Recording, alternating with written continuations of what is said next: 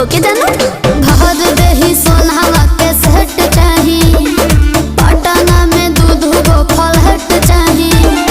अरे एक करे जा तू जतना खर्चा करेबू हम उतना खर्चा करब ओकरा खातिर हम भागल ना हई आ जदी हमरा के छोड़ के गइलू तो बुझ लीह हम संतोष पागल नहीं बन बुझे ज्यादा तू चिराई उड़न बाज हो तो बुझ ली हम हई रंगा बाज हो बुझ ली हम हई रंगा बाज हो।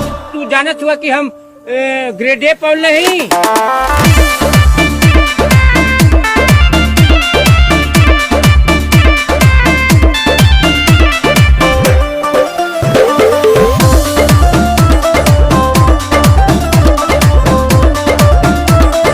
संतोष पागल नहीं पहला बच्चों हीरो जाना के खर्चा जितना हमसे करो